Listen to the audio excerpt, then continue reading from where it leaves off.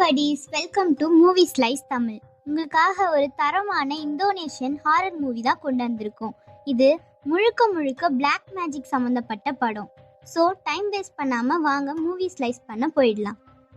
இப்போ இந்த படத்தோட ஸ்டார்டிங் சீன்லேயே நைட் டைமில் நம்ம ஹீரோயினோட அம்மா அப்பாவும் உட்காந்து டேபிளில் சாப்பிட்டுட்டு இருக்காங்க. அப்போ ஹஸ்பண்ட் இந்தம்மா டேப்லெட்டை போடு அப்போ தான் உடம்பு சரியாகும்னு சொல்லும் போது ஹீரோயினோட அம்மா இல்லை எந்த டேப்லெட்டை சாப்பிட்டாலும் என் உடம்பு குணமாகாதுன்னு சொல்கிறாங்க. அப்புறம் பயங்கரமாக குளிருதுன்னு நடங்கிட்டு இருக்கும் போது அவங்க ஹஸ்பண்ட் அவங்களுக்கு உடம்புல துணி போத்தி விட்டு அவங்கள கண்ட்ரோல் பண்ண ட்ரை பண்ணுறாங்க. ஆனால் அவங்க லேடியோட உடம்புலேருந்து வலி ஜாஸ்தியாகி ஆணிலாம் முளைக்க ஆரம்பிக்குது. அப்போ ஹீரோயின் என்னம்மா ஆகுது உங்களுக்குன்னு சொல்லி கேட்கும் போதே அவங்க கையிலேருந்து ஆணிகள்லாம் முளைச்சி அவங்க கண்ணுக்குள்ளேயும் முளைச்சி கண்ணுலேருந்து வெளியில் வந்துட்டு வழியில் அவங்க அம்மா அந்த பொண்ணோட கையை பிடிச்சி காயப்படுத்திடுறாங்க.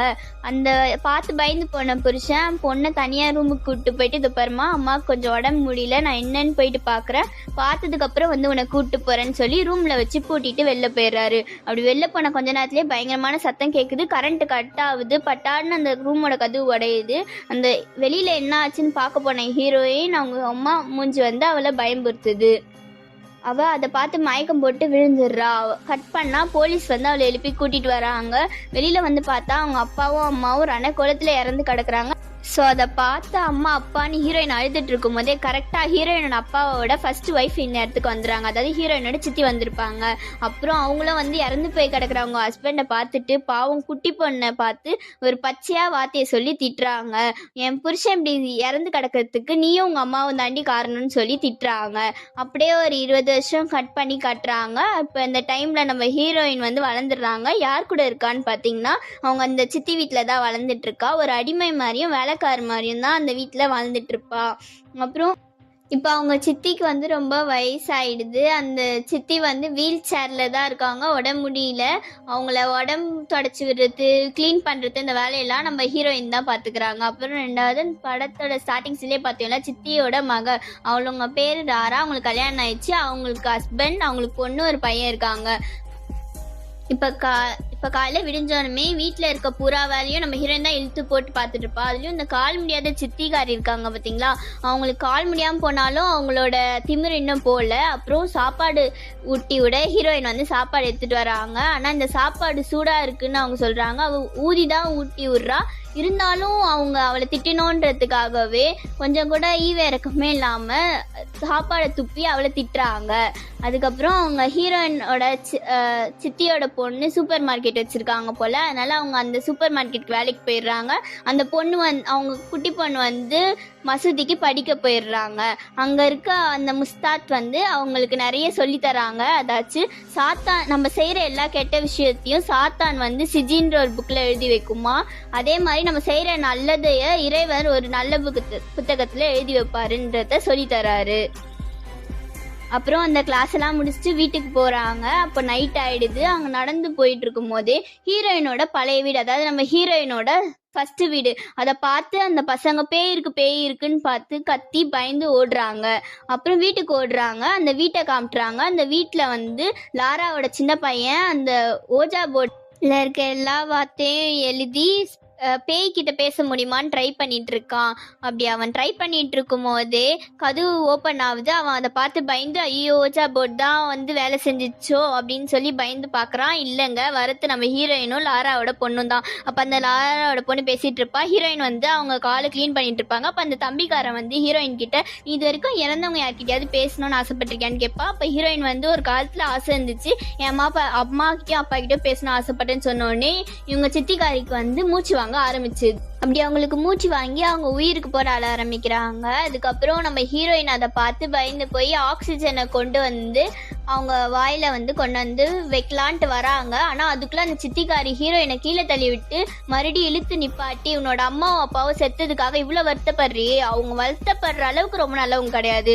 அவங்க 2 பேருமே சாக தகுதியானதான்னு சொல்லிட்டு அப்படியே மூச்சை இழுத்து விட்டு பெட்டில் படுத்து ரத்தமாக வாந்தி எடுத்து அப்படியே அவங்க உயிர் போகுது அவங்கள விட்டு. ஸோ அந்த சித்தியோட பொண்ணு பேரம் பேத்தி எல்லாருமே அவங்கள கட்டிப்பிச்சு அழுகுறாங்க. இப்போ அப்படியே சீனை கட் பண்ணால் அடுத்த அது காலையில் விடியுது.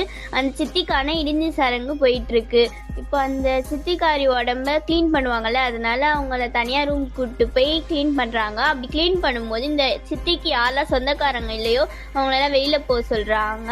அப்போது நம்ம ஹீரோயின் மட்டும் வெளியில் போகாமல் அங்கேயே நிற்கிறாங்க. அப்போ ஹீரோயினோட ஸ்டெப் சிஸ்டர் அவங்க அங்கேயே நிற்கிறத பார்த்துட்டு, என்ன உனக்கு இங்கே வேலை, நீங்கள் குடும்பம் இல்லை, வெளியில் போன்னு சொல்லி திட்டி வெளில அனுப்பிச்சிடுறாங்க.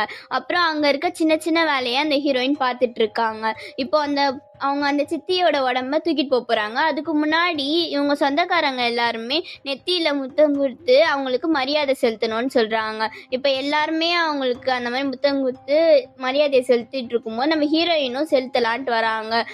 அப்படி அவங்க வரும்போது அவங்க சித்தி சின்ன வயசுல அவங்களுக்கு பண்ண கொடுமையெல்லாம் ஞாபகம் வருது. அதாச்சும் பாவம் இவங்க அந்த வீட்டுக்கு வந்த நாள்லலாம் அவங்க சித்தி அவங்கள ரொம்ப கொடுமை பண்ணியிருக்காங்க. அடித்து அவங்கள சாப்பாட்டிலே அவங்க மூஞ்ச போட்டு நசுக்கிலாம் கொடுமை பண்ணியிருக்காங்க.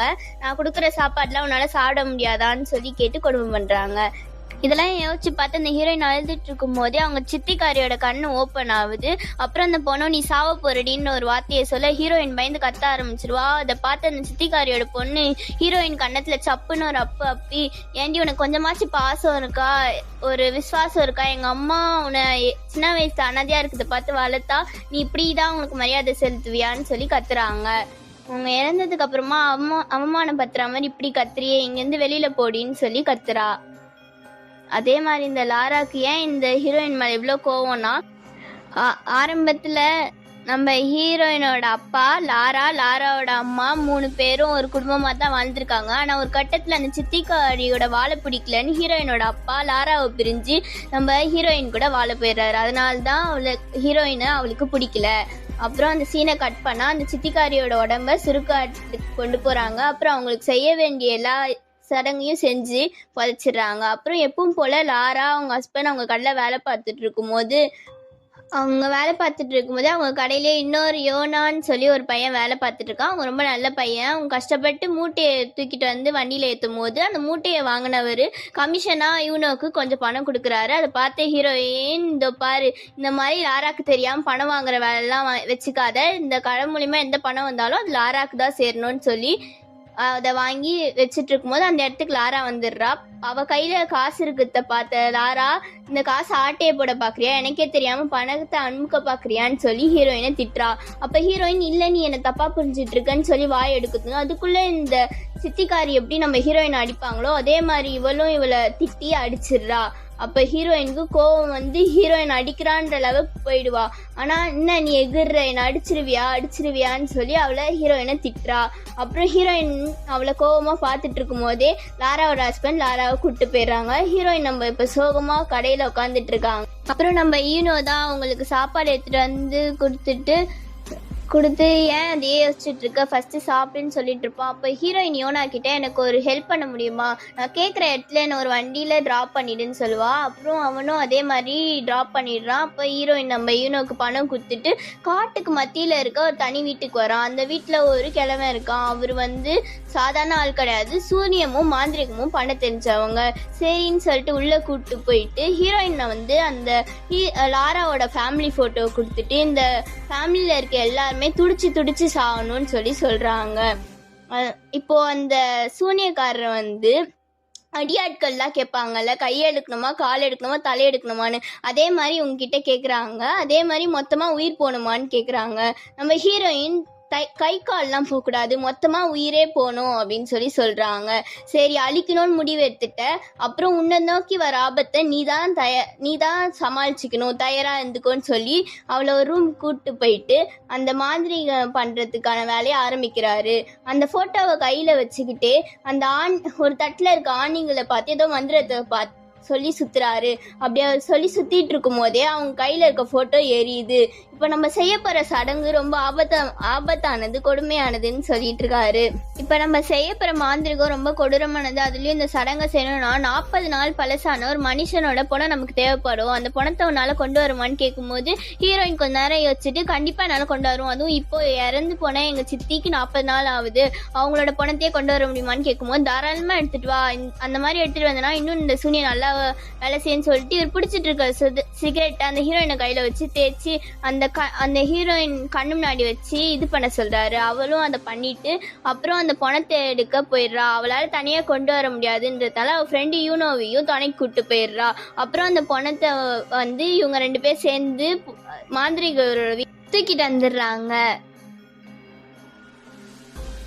அண்ட் அதுக்கப்புறம் யூனோ வெளியில வெயிட் பண்ண சொல்லிட்டு இவங்க 2 பேர் பயங்கரமான ஒரு விஷயம் பண்றாங்க. என்னன்னா, இந்த மந்திரவாதி நம்ம ஹீரோயினோட கையில ஒரு அருவாளை கொடுத்து கருப்பு ஆட்டோட தலையை வெட்ட சொல்லி கருப்பு கோழியோட தோலை உரிக்க சொல்லி அந்த ரத்தத்தை 2த்தையும் மிக்ஸ் பண்ணி அதுல ஒரு கயிறை வந்து ஊற போட்டு அந்த ஆட்டோட தோல்ல ஆல்ரெடி இறந்து போன சித்தியோட பேரை எழுதி சுருட்டி அதை இறுக்கமா பிடிச்சிக்கிட்டு மந்திரவாதி கொடுக்குற ரத்தத்தை மூஞ்சில அப்பிக்கிறா. அப்புறம் அந்த மந்திரவாதி சொல்ற வார்த்தையை சொல்ல சொல்ல திடீர்னு அந்த சவப்பெட்டிக்குள்ள நம்ம ஹீரோயின் இருக்கா மாதிரி அவளுக்கு உணருது.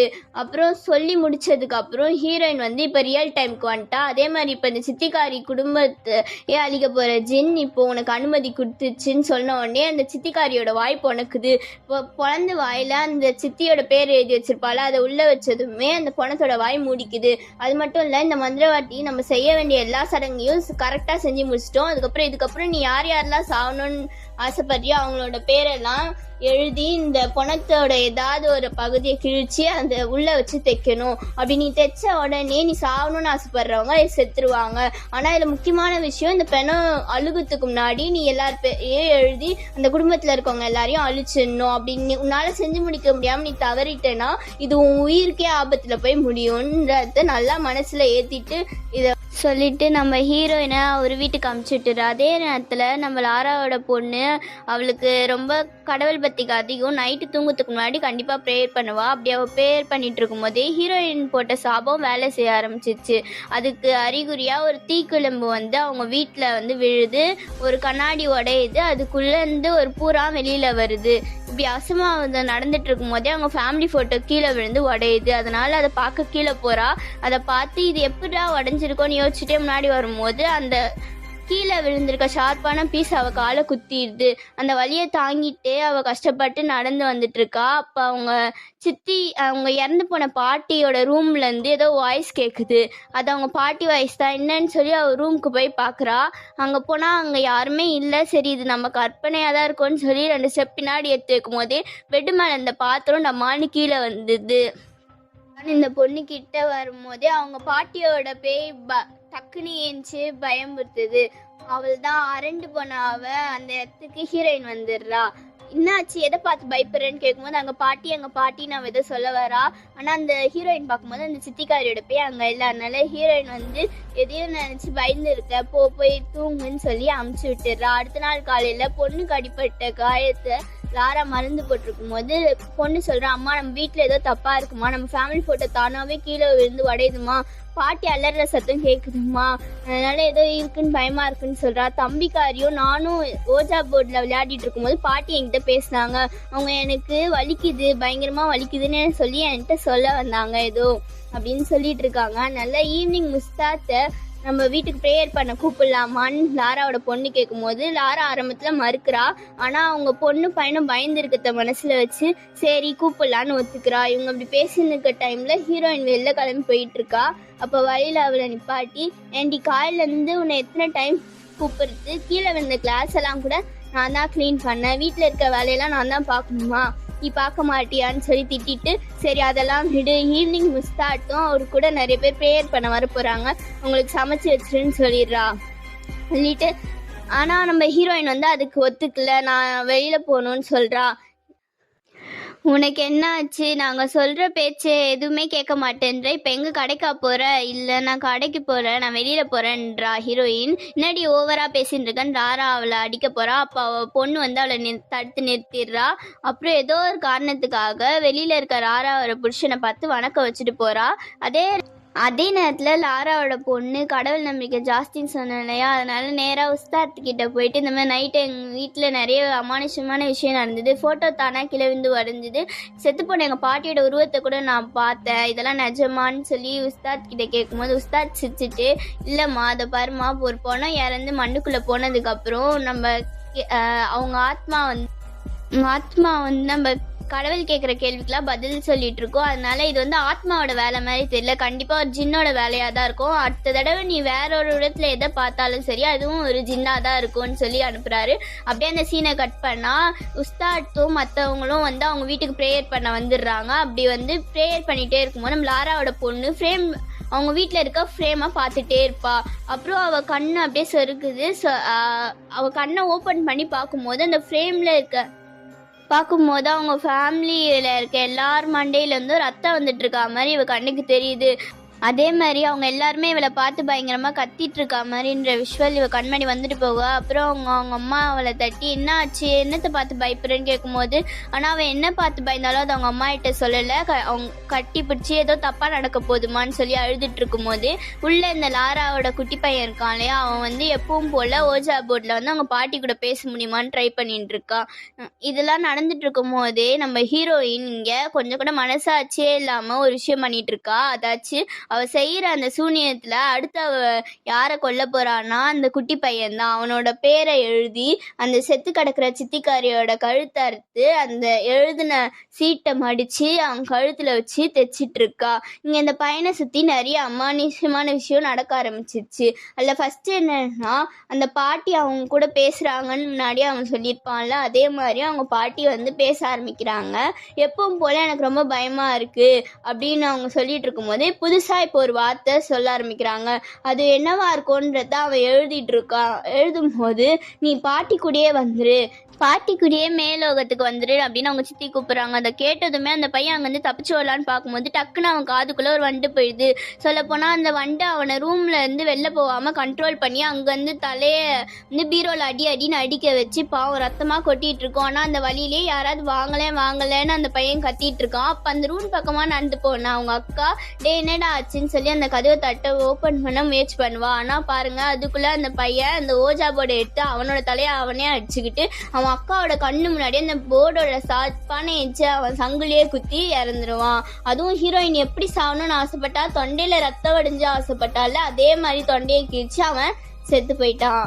இப்போ அந்த புள்ள செத்துட்டான்ற விஷயத்த பார்த்துட்டு மொத்த பேரும் அவனை கட்டி பிடிச்சி கதறி அழுகுறாங்க. அப்படியே சீனை கட் பண்ணா சிறுகாட்டில் அந்த பையனுக்கு நடக்க வேண்டிய சடங்குலாம் நடந்துட்டு இருக்கும். இப்போ ஓரமா ஒண்ணுமே தெரியாத மாதிரி நம்ம ஹீரோயின் நின்றுட்டு இருக்கா. அதை பெய்யனவும் அதை பார்த்துட்டு நின்றுட்டு இருக்கான். அப்புறம் ஹீரோயின் அங்கேருந்து கிளம்பி போயிட்டு இருக்கும் போது இவன் பாதிலே நிப்பாட்டி ஒரு நிமிஷம், நான் இப்போ வரைக்கும் சுருகாட்டுக்கு வந்து அந்த சித்தியோட பணத்தை நோண்டி கொடுத்து நீ செய்கிற எல்லா வேலைக்கும் உதவி பண்ணதே, நீ சின்ன வயசுலேருந்து ரொம்ப கஷ்டப்பட்டன்றது எனக்கு தெரியும், அதனால தான் வந்து நான் உனக்கு உதவி பண்ணேன். ஆனால் இப்போ செத்து போனது யார், உன்னோட மருமகன், அவன் என்ன பாவம் பண்ணான், அவனை ஏன் அவனை கொன்னன்னு சொல்லி கேட்குறான். அப்போ ஹீரோயின் உனக்கு தெரியாது, நான் அனுபவிச்ச வழி அப்படி. அப்புறம் இங்கே ஒருத்தரும் இறக்குறாங்கல்ல, அது அவங்க கடந்த காலத்தில் அவங்க செஞ்ச கர்மா தான் அப்படின்னு சொல்லி சொல்றா.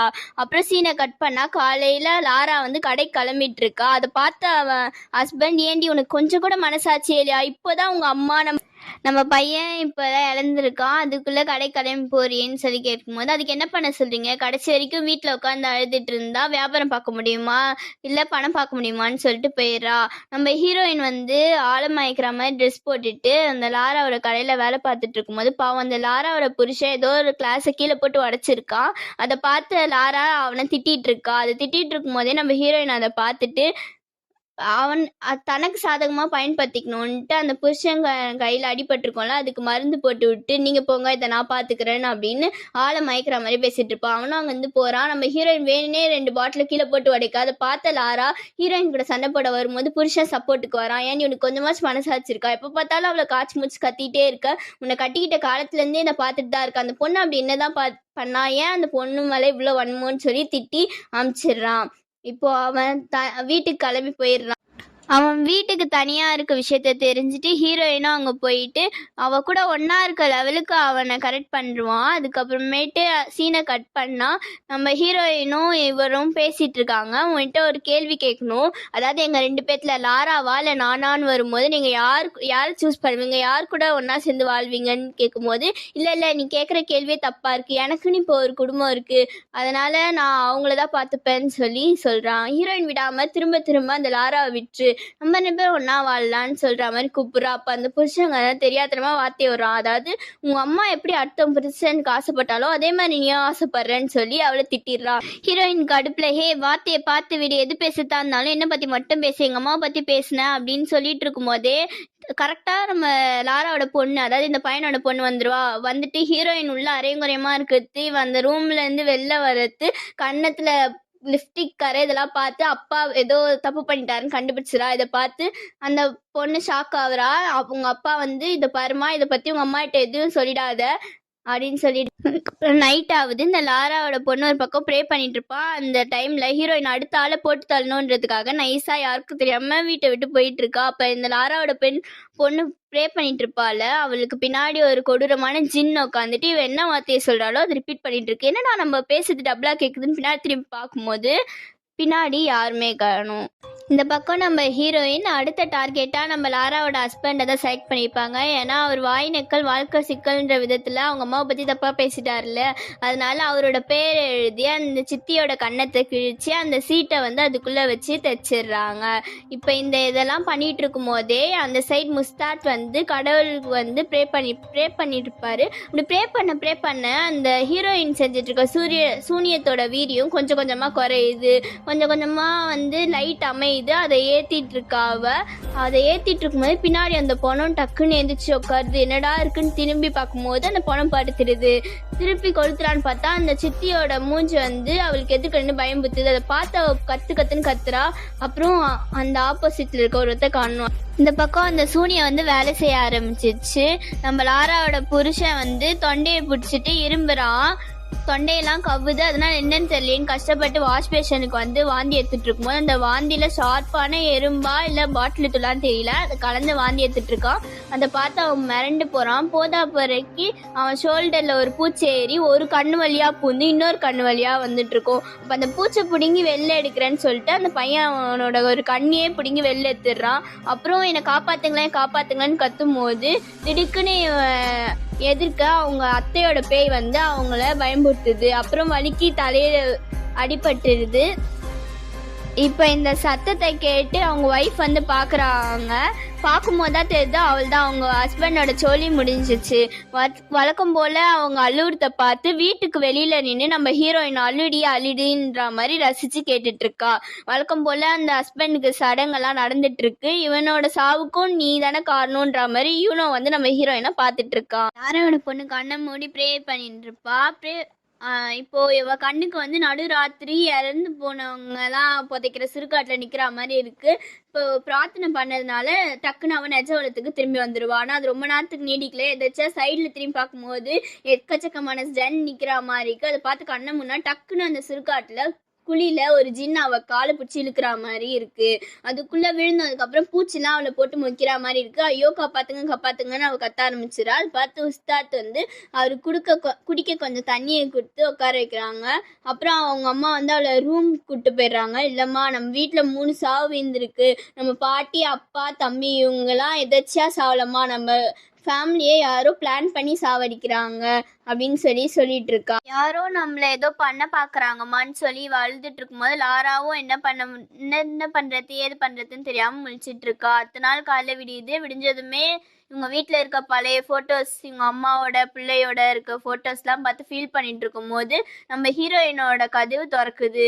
அப்போ இவ எதாச்சியா உள்ளே போய் பார்க்கும்போது ஹீரோயினோட கட்டிலில் இவங்க ஹஸ்பண்டோட பேண்ட் இருக்கிறத பார்க்குறா. பார்த்துட்டு இருக்கும் போதே கரெக்டாக நம்ம ஹீரோயின் அந்த இடத்துக்கு வர இவங்களுக்கு ரொம்ப கோவம் அடியே இது என் ஹஸ்பண்டோட ஃபேம் தானே, எப்படி இது இங்கே வந்துச்சு, அவரை மயக்கிட்டியா, எனக்கு துரோகம் பண்ண வச்சிட்டியான்னு கேட்கும்போது ஹே உன் புருஷன் என்ன பச்சை குழந்தையா, அவனை ஏமாத்தி மயக்கிறதுக்கு அவனாதான் வந்தான், உன் மேல காதல்லாம் அவனுக்கு கிடையாது, உன்னை பார்த்து பயந்தான், என்கிட்ட ஏதோ ஒரு காதலை பார்த்தா அதான் என்கிட்ட வந்தான், இப்போ செத்துட்டான், என்ன பண்ண முடியும்னு சொல்லி கேட்கும்போது எனக்கு தெரியும்டி என் குடும்பத்தை நீ தான் ஏதோ பண்ணிட்ட, இதுக்கு இங்கே நடக்கிற சாவுக்கு பின்னாடி நீ தான் இருக்குன்னு சொல்றா.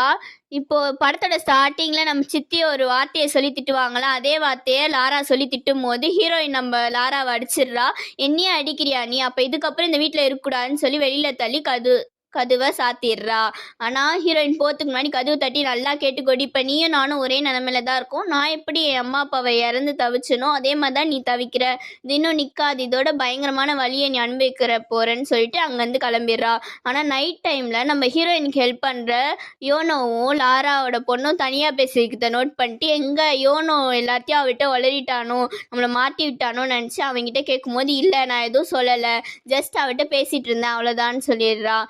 அப்புறம் ஹீரோயினும் அவனுக்கு இதை பற்றி யார்கிட்ட சொல்லக்கூடாதுன்னு பணம் கொடுக்குறான். இல்லை, இந்த பாவப்பட்ட பணம் எனக்கு வேண்டாம், இதுக்கு மேலேயும் நீ செய்கிற தப்பில் நான் கூட்டாளியாக இருக்க விரும்பலைன்னு சொல்லிட்டு இவன் போயிடுறான்.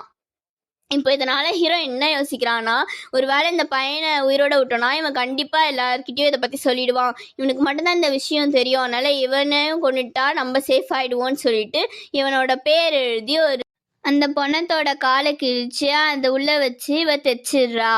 அப்படி அதை தைச்சி முடிச்சோடனே யூனோவை காட்டுறாங்க. யூனோ கடை ஃபுல்லாக மாப் போட்டு அப்புறம் கடையை மூடிட்டு வெளியில் கிளம்புறான். அப்போ ஷட்டரை கீழே இருக்கும்போது ஷட்டரு மறுபடியும் மேலே போகுது. என்ன நல்லா தானே பூட்டணும், மறுபடியும் எப்படி மேலே போவோன்னு சொல்லிட்டு மறுபடியும் இழுக்கிறாங்க, லாக் பண்ணுறாங்க, மறுபடியும் ஷட்டரு மேலே தூக்குது. ஆனால் இந்த டைம் அவனுக்கு பின்னாடியே அவனுக்கு ஒரு கொடூரமான உருவம் நிற்கிது. என்னன்னு சொல்லி ஒரே அமானுஷமாக இருக்கேன்னு திரும்பி பார்க்கும்போது அவன் ஒரு ஸ்டெப் முன்னாடி எடுத்து வைக்கிறான். ஷட்ரு க்ளோஸ் ஆகிடுது. இப்போ அவன் உள்ளே மாட்டிக்கிட்டான். போதா குறைக்கு அந்த கடையில் இருக்க எல்லா பொருளும் கீழே விழுந்து உடையுது. டேய், யாரா அது என்னை கலாய்க்கிறது, ஒழுங்காக வெளில வந்துருங்க, இதுக்கெலாம் நான் பயப்பட மாட்டேன்னு சொல்லிட்டு இருக்கும்போதே அவங்க ஒரு பேய் அவனை பயம்புத்துது. அப்புறம் அந்த கொடூரமான அட்டைப்பூச்சிக்கு அவன் கண்ணுக்குள்ளே உடம்புக்குள்ளெல்லாம் பூந்து அவனை கடிச்சிட்டு இருக்க. இப்போ அந்த கடையை விட்டு வெளில போனோன்னு முண்டி அப்படியே கஷ்டப்பட்டு அந்த ஷட்டரை தூக்கி வெளில வரான். கரெக்டாக அந்த ஷட்டரு மேலே போகுது. கரெக்டாக மேலே போன வேகத்திலே கீழே பட்டார்னு அவங்க தலையில் அடித்து தலை சதறி இந்த இடத்துலையே அவங்களோட சோலி முடிஞ்சிச்சு. அத்தனை நாள் காலையில் விடுது. யோனா இறந்து போனான்ற விஷயம் லாராக்கு தெரியாம அடிச்சு பிடிச்சி ஸ்பாட்டுக்கு பார்த்தா அவனால் அந்த சம்பவத்தை பார்க்கவே முடியல. மயக்கம் போட்டு விழுந்துடுறா. அப்புறம் இவங்க அப்படி பண்ணுறத ஹீரோயின் தூரமாக பார்த்து ரசிக்கிறா. கொஞ்சம் கூட டைம் வேஸ்ட் பண்ணாம லாராவையும் கொல்லணும்னு சொல்லிட்டு அவள் பேரை ஒரு சீட்டில் எழுதி பணத்தில் சொருகிட்டா. இப்போ இந்த சைடு லாராவோட பொண்ணு இவங்க ஃபேமிலி ஃபோட்டோவை பார்த்துட்டு இருக்கும்போது திடீர்னு அதில் ரத்தம் சொட்டுது. என்னன்னு பார்த்தா திடீர்னு சீலிங்கை உடச்சிட்டு நிறைய மாந்திரிங்க பண்ண எலும்பு கீழே விழுந்துட்டு இருக்கு. அப்புறம் வீட்டில் கரண்ட்டு கட் ஆகுது. வேகமாக டார்ச் லைட் எடுத்துட்டு அம்மாவோட ரூம்க்கு ஓடி போய் பார்த்தா அங்கே யாரும் காணும். திடீர்னு ஒரு கை கட்டிலுக்கடியிலேருந்து வெளில வருது. என்னடா இது கை வருதேன்னு டார்ச் வச்சு பார்த்தா அது அவங்க அம்மா தான். அவங்க உடம்புல இப்போ அவங்க குடும்பத்தை அழிக்க ஜின் புகுந்துருச்சு. அதனால விடுக்குன்னு அவளை பாஞ்சு முன்னாடி நிற்கும் போது அவள் கடவுளை நோக்கி பிரார்த்தனை பண்ண ஆரம்பிக்கிறா. இப்போ அவள் பண்ணுற பிரார்த்தனையை அந்த ஜின் பண்ணிட்டு நீ இப்படி எவ்வளோதான் பிரார்த்தனை பண்ணாலும் உன்னை காப்பாற்ற யாரும் வரமாட்டாங்க, உன் உயிர் என் கையால் தான் போகுது சொல்லிட்டு அப்படியே அவளை பிடிக்கிறதுக்காக வந்தா. டக்குன்னு அந்த பேய் ரூம்ல லாக் பண்ணிட்டு வேற எங்கேயாவது ஒழிஞ்சிக்கலாம் தப்பிக்கலான்னு பார்த்தா அதுக்குள்ள அந்த பேய் அந்த டோரை அடிச்சு நொறுக்கிடுது. ஸோ அதை பார்த்து பயந்து அந்த பொண்ணு உடனே ஃபோன் எடுக்கிறா. உஸ்தாத்துக்கு கால் பண்ணி உதவி கேட்கலான்னு பார்க்குறா. ஆனால் அப்படி யோசிக்கிறதுக்குள்ளேயே ரூம்குள்ளே அந்த பேய் வந்துச்சுன்னு தெரிஞ்சு ஒரு கபோர்டுக்குள்ளே போய் பதுங்கிடுறா. அந்த உஸ்தாத்துக்கும் ஃபோன் பண்ணுறா. ஆனால் அதுக்குள்ளே இந்த ரூம்குள்ளே பேய் வந்துச்சு இந்த விஷயம் தெரிஞ்சு சைலண்ட் ஆயிடுறா. அந்த பேய் அங்கிட்டு இங்கிட்ட அலைஞ்சிட்டு இருக்கு. இவ இருக்க கபோர்டையும் தட்டிட்டு இருக்கு. ஆனால் தட்டின கொஞ்ச நேரத்துலேயே அந்த பேய் அங்கேருந்து மறைஞ்சிச்சு. இந்த பேய்க்கு தப்பிச்சு போகலான்னு பார்த்தா அந்த பேய் பீரோக்கு மேலே உட்காந்துட்டு இவ முடிய பிடிச்சி ஆட்டுன்னு ஆட்ட இவ அதுக்கிட்ட தப்பிச்சு வேகமா கீழே ஓடிடுறான். அந்த பேய் விடல, அவளோட கழுத்தை பிடிச்சி நெரிச்சிட்டு. அப்போ பக்கத்தில் இருக்க பொருளை எடுத்து அவள் பேய் தலையிலேயே அடிச்சுட்டு வீட்டோட மெயின் டோர் ஓப்பன் பண்ணலான்னு பார்த்தா ஓப்பன் பண்ண முடியல. அந்த பேய் லாக் பண்ணி வச்சிருக்கு. இந்த பொண்ணு தப்பிக்கவே முடியாத மாதிரி கழுத்தை பிடிச்சி நெரிச்சு அந்தரத்தில் மேலே தூக்கிட்டு இருக்க. இப்போ இந்த பொண்ணோட கதை முடிஞ்சிச்சுன்னு நினச்சா கடைசி நேரத்தில் உஸ்தாத் கடவுள் மாதிரி காப்பாற்றிடுறாரு. அப்புறம் இந்த லாராவை மயக்கம் அடைய வச்சுட்டு நீ பயப்படாதம்மா, உங்க அம்மாவுக்கு எதுவும் ஆகாது, இவளை மசூதிக்கு கூட்டு போனா கண்டிப்பா கியூர் பண்ணலான்ட்டு மசூதிக்கு கூட்டு போயிட்டு இருக்காங்க. இப்படி கூட்டு போயிட்டு இருக்க வழியில் தான் நம்ம ஹீரோயினோட பழைய வீட்டுல ஹீரோயின் போயிட்டு இருக்கான்றத சின்ன பொண்ணு நோட் பண்றா. அதனால பின்னாடி போறா. இந்த டைம்ல என்ன பண்றான்னு போய் பார்க்கும்போது தான் இவ இந்த பழைய வீட்டுல தான் சித்திக்காரியோட உடம்பு வச்சு இவ்வளோ பிரச்சனையும் பண்ணிட்டு இருக்கான்றத இந்த லாராவோட பொண்ணு பார்த்துடுறா. பார்த்துட்டு ஹீரோயின் கிட்ட, அடி பாவி உனக்கு கொஞ்சமாச்சும் மனசாட்சி இருக்கா, இந்த சூனியத்தை பண்ணிட்டு இருக்கிறது நீதானா, என் குடும்பத்தை மொத்தத்தையும் அழிச்சது நீதானான்னு கேட்கும்போது, ஆமா நானே தான், உன் குடும்பத்துல இருக்க ஒருத்தையும் துடிக்க கொண்டு நான் தான், ஆனா ஏன் நாங்க என்ன பண்ணோம் உனக்கு அப்படின்னு கேட்குறா. நீங்க என்ன பண்ணீங்களா, சின்ன வயசுல இருந்து என்னை எவ்வளோ கொடுமை பண்ணியிருக்கீங்க, ஒரு வேலைக்காரியை நடத்துற மாதிரி ஒரு அடிமையை நடத்துற மாதிரி தானே நடத்துறீங்கன்னு சொல்லி கேட்குறா. இதுக்காக தான் இப்படி பண்ணியா, சரி தப்பு பண்ணது என் பாட்டியும் அம்மாவும் தானே, அவங்கள தண்டிக்கலாம்ல, ஏன் என் தம்பியும் அப்பாவையும் தண்டிச்சேன்னு கேக்குறா. இங்கதான் ஹீரோயின் நம்ம பயங்கரமான ட்விஸ்ட ரிவீல் பண்றா. ஏதாச்சும் அந்த சித்திக்காரி வந்து லாஸ்டா சாவத்துக்கு முன்னாடி உன்னோட அம்மா அப்பாவும் சாகத்துக்கு தகுதியானதான்னு சொன்னதுக்கு அப்புறம் இன்னொரு வார்த்தையை சொல்லியிருப்பாங்க, உன்னோட அம்மாவையும் அப்பாவையும் சூனியம் வச்சு கொன்னது நான் தான், அப்படி கொன்னதை நினைச்சு ஒரு நாள் கூட வருத்தப்பட்டது இல்லைன்னு சொல்லிட்டு இப்போ வரைக்கும் சந்தோஷப்பட்டு தான் சாவுறன்றத சொல்லிட்டு தான் செத்துருக்கா. அப்படி பார்த்தா ஹீரோயினோட அம்மாவும் அப்பாவும் இயற்கையா சாவல, இவங்க தான் சூனியம் வச்சு கொண்டு இருக்காங்க. அப்படி ஹீரோயினோட குடும்பத்துக்கு சூனியம் வச்சு கொண்டாங்கல்ல, அதனால இவங்க குடும்பத்தையும் மொத்தமா கொல்லணும் அப்படின்றதுக்காக தான் இவ்வளோ வேலையும் இவ பார்த்துருக்கா. இதை கேட்ட லாராவோட பொண்ணுக்கு என்ன பண்றது ஏது பண்ணுறது ஒன்றும் புரியல. இப்போதைக்கு தன்னோட அம்மாவை காப்பாற்றணுன்றதுக்காக அவ அழுதுகிட்டே மசூதிக்கு போயிடுறா. மற்றவங்க கூட ப்ரே பண்ணி அவங்க அம்மாவுக்கு உங்க அம்மாவோட உடம்புல ஜின்ன வெளில அனுப்பலான்னு பார்த்தா அது பயங்கரமா கத்துது, செம்மையா உடம்ப நெரிச்சிட்டு இருக்கு. பட் ஆனாலும் உஸ்தாத் விடாம தொடர்ந்து அந்த மந்திரவார்த்தையை திரும்பி சொல்லிட்டு இருக்கும் போது டக்குன்னு அந்த அம்மாக்காரியோட உடம்புல இருந்து ஜின் வெளில போனாம தான் தெரியுது. ஆனா ரத்தம் கக்கிட்டு இருக்கா, இன்னும் முழுசா வெளில போனாம தெரியல. அப்ப அந்த டைம்ல ஹீரோயின் என்ன பண்றான்னா, இந்த சூனியத்தோட வீரியத்தை கூட்டணும், அதுக்கு அந்த லாராவோட பேரையும் எழுதி சித்திக்காரியோட பணத்துல திணிச்சிடுறா. உடம்ப திணிச்சு அதை உள்ள வச்சோன்னுமே அந்த மயக்கமாயி கிடந்த லாராக்கு திருப்பி உயிர் வந்தது. அந்த உஸ்தாத்துக்கு அடிக்கலான்னு வரும்போது ஜஸ்ட் அவங்கள டச் கூட பண்ணியிருக்க மாட்டாரு, ஆனால் அது பறந்து போய் செவுத்துல வந்து ஒட்டிப்பாங்க. ஆனால் திருப்பி தாவி அட்டாக் பண்ணுறதுக்காக முயற்சி பண்ணிட்டு இருப்பா. அந்த நேரத்தில் ஹீரோ என்ன பண்ணிட்டு இருப்பான்னா, அதை உள்ளே வச்சு தெளிச்சிருவா. ஆனால் மேல் தோலை வந்து தைக்கலான்னு ட்ரை பண்ணும்போது இவளால் தைக்க முடியாது, ஏன்னா அந்த உடம்பு ஆல்ரெடி அழுகி போயிடுச்சு. அதனால தைக்கணும்னு நினச்சாலும் அதை ஒழுங்காக தைக்க முடியல, அந்த காயத்தை மூட முடியல. ஸோ அப்படி இவளால் தைக்க முடியலன்றதுனாலையும் உஸ்தாத்தோட மந்திரத்தினாலையும் அங்கே இருக்க சிஷியர்களோட மந்திரத்தினாலையும் அந்த சூனியம் வந்து இவளுக்கே ரிப்பீட் ஆகுது. அதாச்சும் அந்த சூனியத்தினால பாதிக்கப்பட்டவங்க எப்படி வாந்தி எடுப்பாங்களோ அதே மாதிரி இவளே வாந்தி எடுக்கிறா. அந்த வாந்தியில நிறைய பீங்கா வந்து கொத்திட்டு இருக்கு, அதுல இருக்கிறத எடுத்து இவ கண்ணும் கையெல்லாம் கிழிச்சுக்கிறா. அதே சமயத்துல இங்க லாரா உயிரோட இதுல வந்து துடிச்சிட்டு இருக்காங்க. அல்லாஹ் கிட்ட நல்லா வேண்டிக்கோ, உங்க அம்மாக்காண்டி வேண்டிக்கோ, அல்லாஹ் கிட்ட வேண்டிக்கோ, அவர் உனக்கு உதவி பண்ணுவாருன்னு திரும்பி சொல்ல அவ வந்து உதவி கேட்டுட்டு இருக்கா. கடைசியில ஹீரோயினால பாதிக்கப்பட்டவங்க எல்லாருமே வந்து ஹீரோயினை கல்லால அடிக்கிற மாதிரி அவளுக்கு தோணுது. ஆனா ரியாலிட்டியில அவளே தான் அவளை கல்லை வச்சு அடிச்சுக்கிறா. அவ காலையும் கையும் தனியா வெட்டுப்படுற அளவுக்கு அடிச்சு உடச்சிக்கிறா. இப்ப அவ இறந்துடுறா. அங்கேயே இந்த சூனியம் முடிவுக்கு வந்ததுனால லாரா மறுபடியும் சுயநிலைக்கு வந்துடுறா. ஆனா வந்து உடம்புல ஏற்பட்ட காயத்தினால அவ வந்து அதே இடத்துல உயிரை விட்டுடுறா. ஸோ அதனால அவளை கட்டி பிடிச்சி அவங்க பொண்ணு கதறி சீனை கட் பண்ணா இங்க இவங்களுக்கான சடங்கெல்லாம் செஞ்சுட்டு சுடுகாட்டில் படைச்சிடுறாங்க. ஆனால் இந்த இடத்துல நோட் பண்ணுற விஷயம் என்னன்னா, ஹீரோயின் சின்ன வயசுலேருந்து அவங்க அம்மாவை இறந்ததுக்கப்புறம் இந்த சித்தி குடும்பத்தில் இருக்க யாருமே இவளை அவங்க குடும்பத்தில் ஒருத்தியாக மதிச்சிருக்க மாட்டாங்க, தனியாக தான் பிரித்து வச்சுருப்பாங்க. ஆனால் இந்த லாராவோட பொண்ணு அவளுக்கு அந்த ஏக்கத்தை கொடுக்கூடாது. கடைசி காலத்தில் மண்ணுக்குள்ளே போனதுக்கு அப்புறமாவது இவ எங்களில் ஒருத்தின்ற உணர்வு அவங்களுக்கு கொடுக்கறதுக்காக இவங்க குடும்பத்தில் இறந்து போனவங்க எல்லாருக்கூடயே இவளை புதைச்சி அவங்களுக்கு செலுத்தின எல்லா மரியாதையும் இவளுக்கும் செலுத்தியிருப்பா. இதே இடத்துல இந்த படம் முடியுதுங்க. இந்த மூவியை ஸ்லைஸ் பண்ணதில் கர்மாஸ் பூமராங் நம்ம தெரிஞ்சுக்கிட்டோம். இந்த வீடியோ உங்களுக்கு இன்ட்ரெஸ்டிங்காக இருந்துச்சுன்னா லைக் பண்ணுங்கள், ஷேர் பண்ணுங்கள். இதே மாதிரி இன்ட்ரெஸ்டிங்கான வீடியோவுக்கு மறக்காமல் மூவி ஸ்லைஸ் தமிழை சப்ஸ்கிரைப் பண்ணிக்கோங்க. அப்படியே பக்கத்தில் இருக்க பெல் ஐக்கானையும் கிளிக் பண்ணிவிடுங்க. ஓகே, பாய் படீஸ்.